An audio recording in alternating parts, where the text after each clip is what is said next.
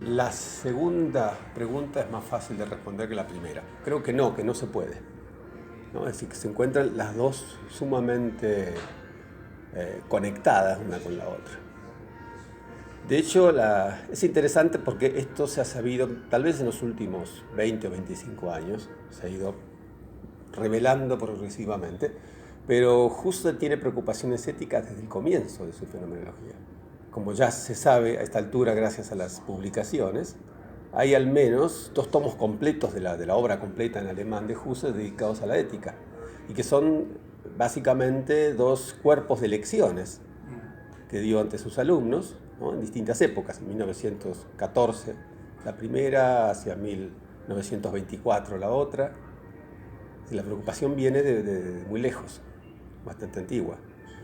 Pero claro, ahí tenemos la suerte y la desgracia del destino. Husserl publicó poco en su vida en realidad, y la mayor parte de sus publicaciones, además de ser introducciones a la fenomenología, es decir, simplemente incipientes trabajos o trabajos metodológicos, parecían y dieron la impresión de que Husserl era sobre todo alguien dedicado a la teoría del conocimiento. Si se quieren los términos de hoy, un epistemólogo, más que otra cosa. Investigaciones lógicas, Ideas 1, los textos que uno más o menos conoce de Husserl, la filosofía como ciencia estricta, ¿no? Ese largo artículo en el que critica el positivismo, el historicismo, parecen todas preocupaciones que tienen que ver con la forma de conocimiento y tienen que ver con la ciencia. Pero en realidad, visto en perspectiva, ahora que conocemos estos textos, e incluso textos más recientes que se han publicado, que son manuscritos de los últimos años de Husserl, muestran que la preocupación por la ética es una preocupación inicial. Y eso le pone otra cara al asunto, ¿no? Mucho más humana. Creo que hay varias razones. Una es interna al propio contenido de la fenomenología trascendental. Husserl, que efectivamente comienza haciendo teoría de conocimiento, ustedes saben, su preocupación inicial es una fundamentación de la matemática, incluso algo más modesto, una fundamentación de la aritmética.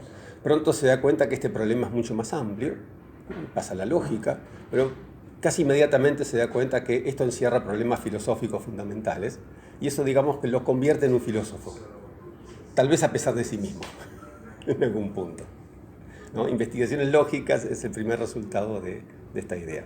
Pero esta idea de filosofía se sigue expandiendo a lo largo del tiempo, sobre todo cuando Husserl, más o menos a partir de 1907, por poner una fecha cómoda, es decir, 7 años después de la publicación de Investigaciones Lógicas, descubre o comienza a hacer temático, aquello que incluso en la crisis en sus últimos días dice: esto es el tema fundamental de toda mi fenomenología, lo que él llama el a priori de la correlación entre la conciencia y el mundo.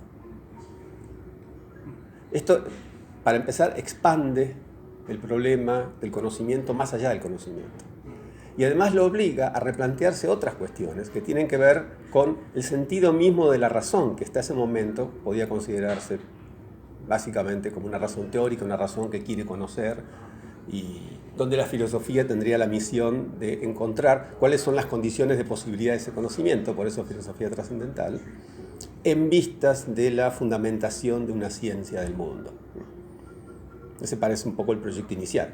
Pero este proyecto inicial se expande inmediatamente cuando Husserl advierte, en estos mismos años, que la razón tiene otras dimensiones que no son la puramente teórica. No solamente hay kantianamente un uso práctico de la razón y algún otro uso como el del gusto, el estético, sino que la razón tiene en sí misma intrínsecamente una serie de dimensiones que se pueden distinguir, que están unidas, que forman un único fenómeno, pero que exceden la mera razón teórica, la mera razón que aspira al conocimiento, que aspira al cumplimiento de las intenciones de conocimiento, ¿no? Hay, por un lado, una razón práctica, como quiere Kant, una razón que se propone fines y que, en base a los fines que se propone, busca los medios más adecuados para alcanzar los fines, ¿no? Una razón que tiene que ver con la praxis, con la acción. Pero hay también un tercer sentido, una tercera dimensión de la razón, que para Husserl tiene un fondo afectivo. No es una razón afectiva. Los valores tienen que ver con este lado afectivo de la razón. Y es por ese lado que entra, no únicamente por el lado de la razón práctica, la cuestión de la ética. ¿No? Porque para Husserl, la ética no es una ética puramente formal como la kantiana, es una ética basada en un principio abstracto universal que debe regir todos los comportamientos si quieren ser buenos, como el imperativo categórico, sino que tiene también un contenido, ¿no? Tiene un lado material, y ese lado material pasa por los valores.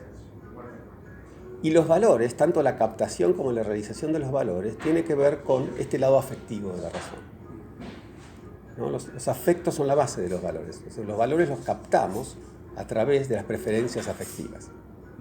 Y las preferencias afectivas no son irracionales, no son meros impulsos o resultados de impulsos, sino que tienen un lado racional que se puede sistematizar de la misma manera que investigaciones lógicas sistematiza la razón teórica. Claro, en los textos que tenemos publicados, que han estado publicados en vida de Husserl inmediatamente después, estos aspectos aparecen muy lateralmente, o no aparecen. ¿No? Ideas 1 lo menciona al pasar, sobre el final. ¿No? Hay aspectos axiológicos de la razón, aspectos prácticos, y no sabemos nada más de eso. Pero en cambio sus alumnos sí se enteraron a través de las lecciones, de los cursos que dio, ¿no? Un desarrollo mucho más amplio.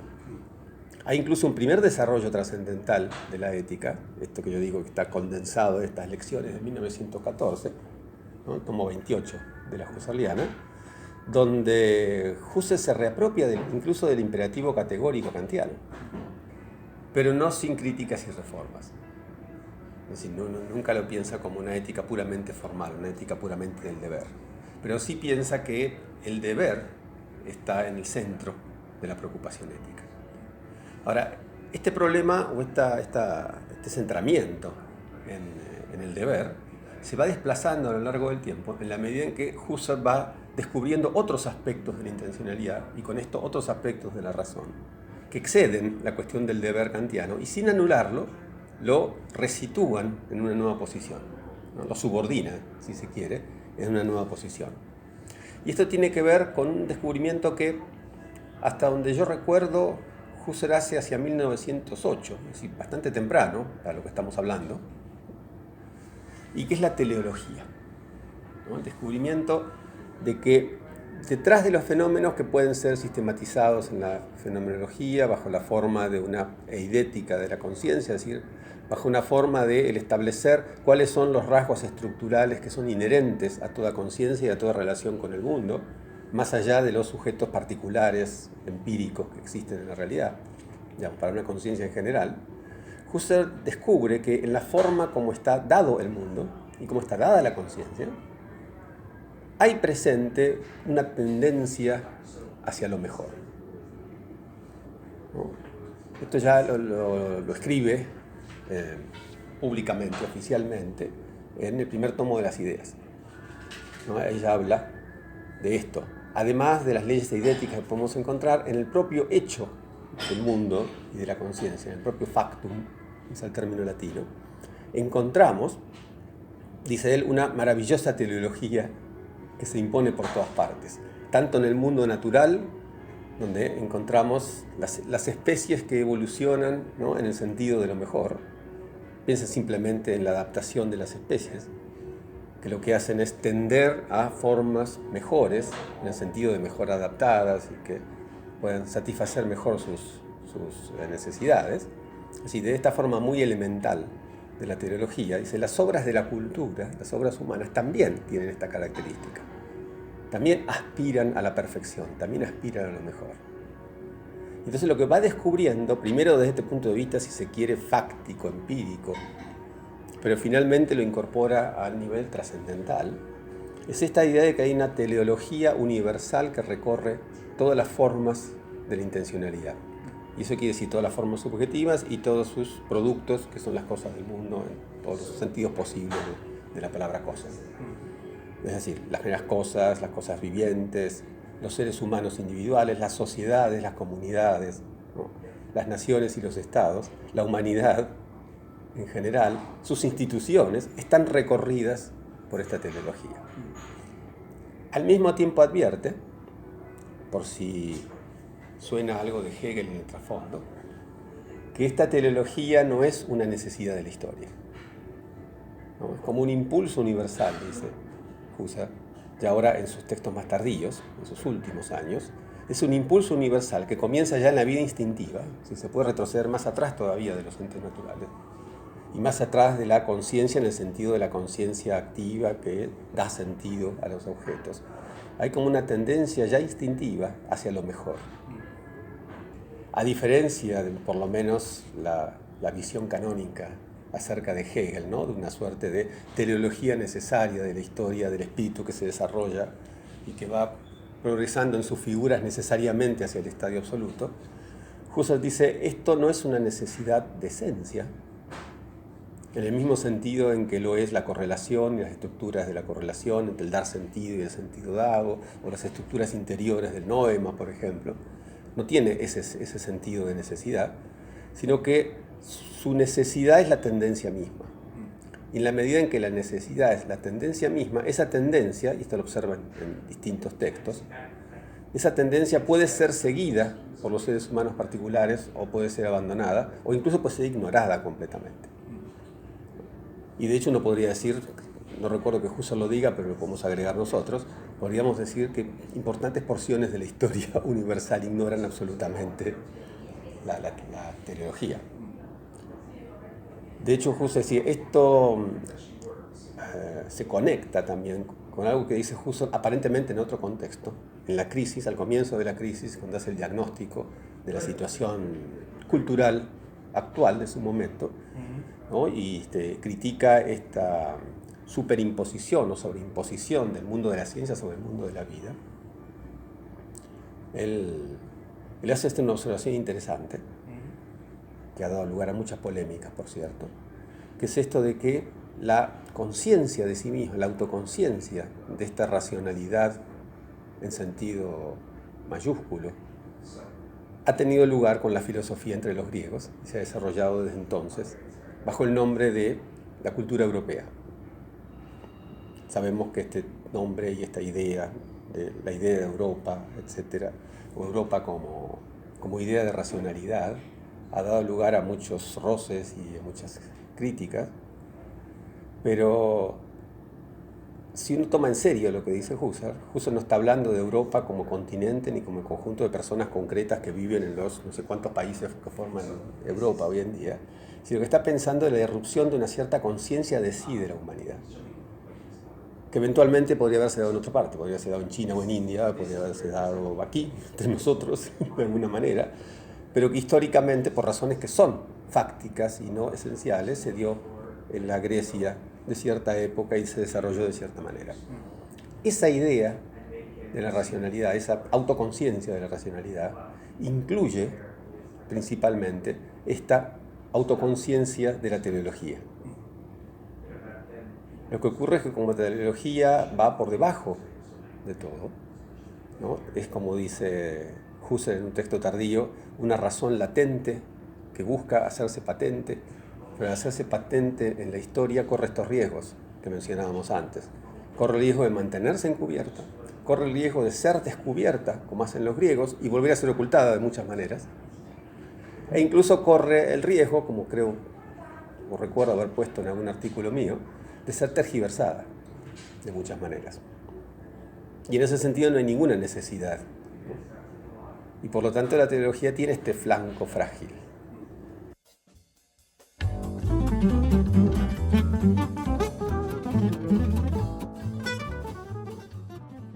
Las dos cosas a la vez, diría yo. Para el análisis son ámbitos separados, claramente. En el sentido de que son ámbitos que pueden verse en paralelo, por un lado. Pero al mismo tiempo tienen un fondo que es el mismo. Y en ese sentido convergen. Porque en ambos casos se trata del movimiento dinámico de las sociedades y justo las piensa en su formación. Entonces piensa la comunidad política a partir de lo que llamaríamos las células básicas de la sociedad. Y se pregunta por cuáles son las formas básicas en que se puede dar una sociedad, ¿no? Desde la sociedad que sería, casi lo diría así, presocial, como puede ser la familia, ¿no? O los tipos de sociedades que se edifican sobre las familias, eso que Husserl ha llamado alguna vez las sociedades naturales, ¿no? Las familias se reúnen en grupos familiares más grandes, como los clanes o las tribus, y eventualmente las tribus se pueden reunir en asociaciones, ¿no? O federaciones de tribus, y formar un conjunto nacional en el sentido etimológico de la palabra nación, ¿no? Natio, del latín, quiere decir los que nacieron juntos, los que nacieron en el mismo sitio. Decía aquellos que comparten una cierta cultura, una cierta lengua, un conjunto de comportamientos más o menos comunes. No, ese es un tipo de sociedad. Esas sociedades, advierte Husserl, no son todavía políticas en el sentido propio de la palabra, o al menos en el sentido que nos resuena a nosotros cuando hablamos de una comunidad política. Porque esas sociedades no tienen una voluntad en común que ha sido puesta más o menos explícitamente como voluntad en común. Digamos, hay una voluntad implícita, hay incluso relaciones de coordinación y de subordinación entre sus miembros, pero de alguna manera son espontáneas o se han dado simplemente por el discurso histórico. En cambio hay otros tipos de sociedades o donde los miembros se reúnen en torno a un fin en común. Es cierto, se puede decir que la familia se reúne en torno a un fin común que es la procreación, por ejemplo, pero no se puede decir eso en el mismo sentido en el que uno lo dice, por ejemplo, de un club de fútbol, ¿no? O de una sociedad de beneficencia, o incluso de una institución, como la escuela, o la iglesia, las iglesias en plural, cualquiera de ellas. En el sentido de que hay una reunión voluntaria de miembros que se juntan por un fin común. Cuando esto ocurre, dice Husserl, independientemente de otras cuestiones que se pueden discriminar en el medio, lo que sucede es que al unirse las voluntades individuales en torno a este bien común o a este fin común, mejor, esas voluntades individuales configuran una suerte de voluntad superior, superior en el sentido casi espacial de la palabra, ¿no? Que está por encima de ella en el sentido que está ubicado en otra parte. Y esa otra parte es lo que tienen en común esas voluntades al unirse. Entonces se forma una voluntad general, sin resonancias estas filosóficas de otro tipo, simplemente una voluntad general en este sentido de la reunión de todas las voluntades.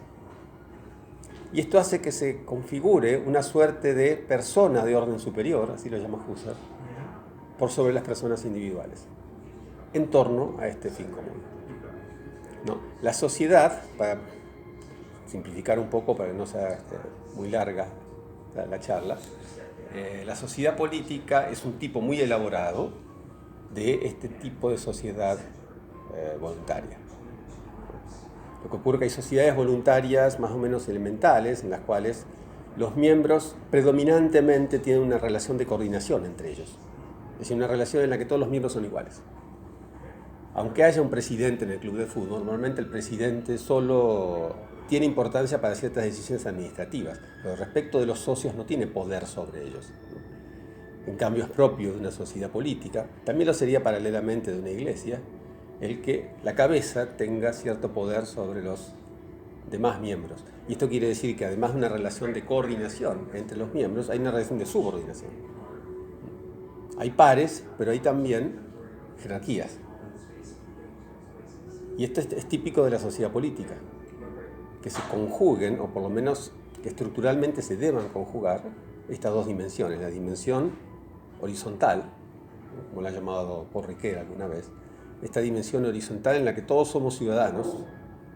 Pensemos, por ejemplo, en una sociedad democrática, que es solo una forma de sociedad política, pero en una sociedad democrática los ciudadanos somos todos iguales. Y sin embargo, al mismo tiempo hay un respeto a la autoridad, y esto quiere decir que por lo menos temporariamente hay un grupo de ciudadanos que se coloca por encima y al cual se le debe autoridad, y por lo tanto los demás miembros de la sociedad se subordinan, no se coordinan, sino se subordinan a ellos. La sociedad política tiene esta característica. Desde luego que esta característica puede ser subvertida de muchas maneras, naturalmente. Desde la anarquía, que supone la falta completa de la subordinación, respecto de la coordinación, hasta los autoritarismos o incluso las tiranías y las dictaduras, en las cuales la vertical de la subordinación sobrepasa completamente a la horizontal de la coordinación, ¿no? La oblitera completamente y la subordina en forma absoluta y no relativa. Y ahí es donde entra la conjunción con la comunidad ética. Pues la comunidad ética es una comunidad de fines también, y en ese sentido es paralela a la comunidad política, pero es una comunidad de fines destinados al bien, es decir, a lograr el bien. Hay un sentido muy primario en que el primer germen de la comunidad ética comienza con el individuo y los propios fines que se propone para su vida.